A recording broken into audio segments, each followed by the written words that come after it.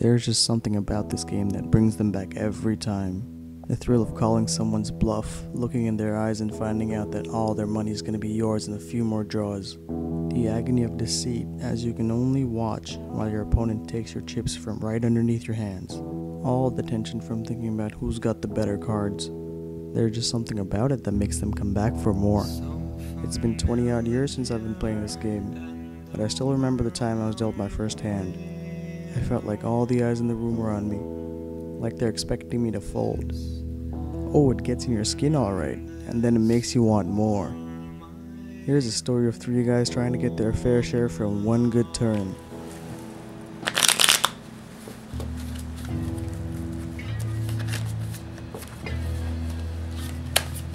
And so it started.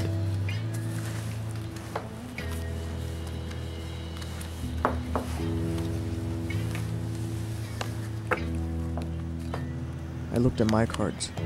I trusted them. And then I looked all around. I looked at their faces and tried to find out what was going on inside.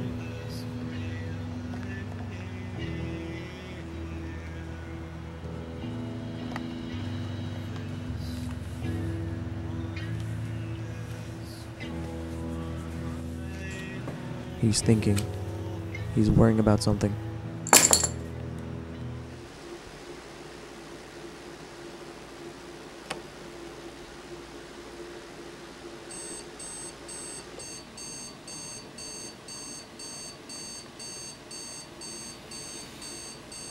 Meet John Preston, a divorced father of 2. His wife left a year and a half ago with the kids to get groceries one day, and never came back. He's lived on his own since then, as a lone wolf, scrounging for jobs in the economic downturn, with nothing ever coming to fruition.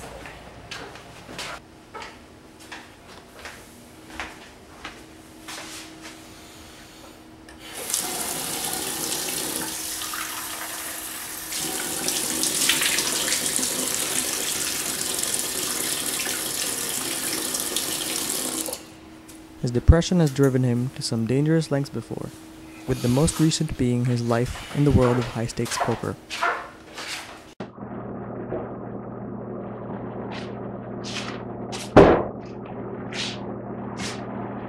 He's finally started to make a name for himself, in hopes to win it all, so one day he can win back the family that left him.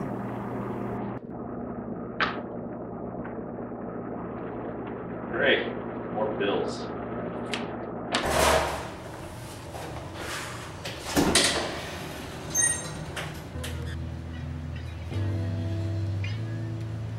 This one, he's got something up his sleeve.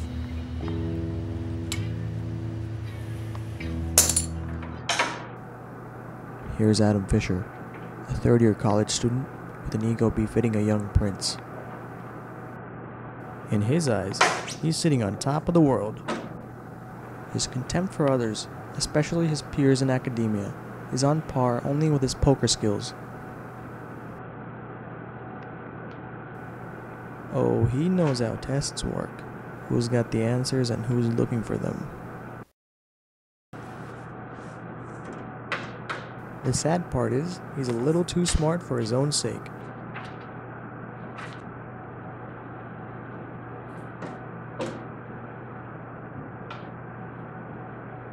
He also knows we should have studied harder, instead of playing computer games all night.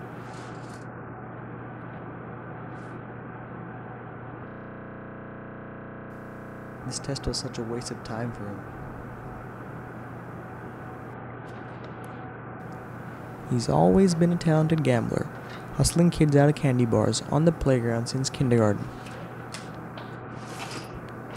Now, a rookie on the pro circuit, full of fiery intensity, he's trying to make his presence felt in the poker world before he busts out.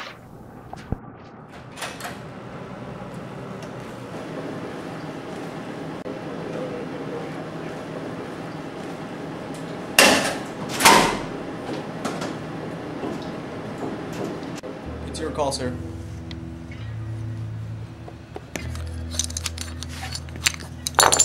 Player 3 calls.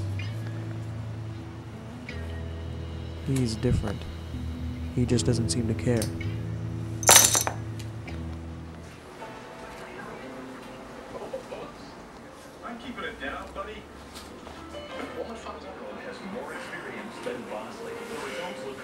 Meet Dmitry Belikov. Crazy night. The descendant of European immigrants who made it big in oil, Dmitry makes it a point to liven up every situation he can, usually through the use of extravagant kicks, expensive booze, and cheap women.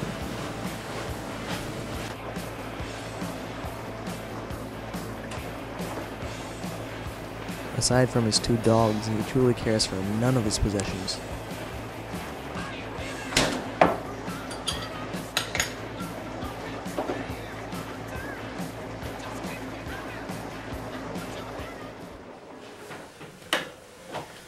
Living life through many different thrills, he's made his way to his new novelty, high-stakes underground poker. A recent hobby of his, he's managed to make a lot of damage in a short amount of time due to a natural inclination to the game.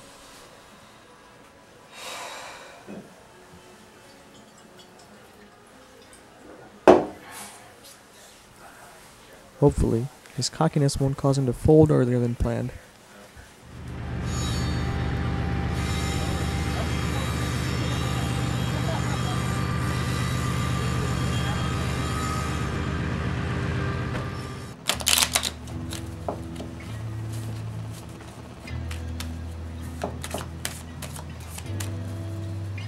And before I knew it, the dealer was cutting and shuffling, again and again. Cards were being dealt faster and faster.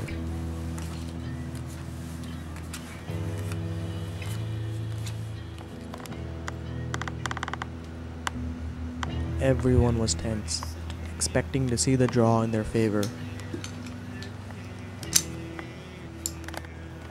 But as the night went on, their chips became mine. Until eventually... Congratulations, Mr. Worth. Good game, gentlemen. I had done it. I had won. Hope faded. Dreams crumbled. Guarantees broke. And the game was done. Shortly after, it was rumored that John became involved in the wrong company in an attempt to make personal ends meet. He soon disappeared and is yet to be heard from. After having his enlarged ego deflated, Adam decided to stop gambling so he could divert more of his focus to his studies. He eventually graduated with honors and went on to become the owner of the Bellagio in Las Vegas. Poker was just another novelty for Dmitry, and he moved on to many others. He found out that he was an alcoholic and decided to change his life. But by then, it was too late to recover, and eventually his liver failed, and with it, so did he. And as for me, well, let's just say I'm waiting for another good turn.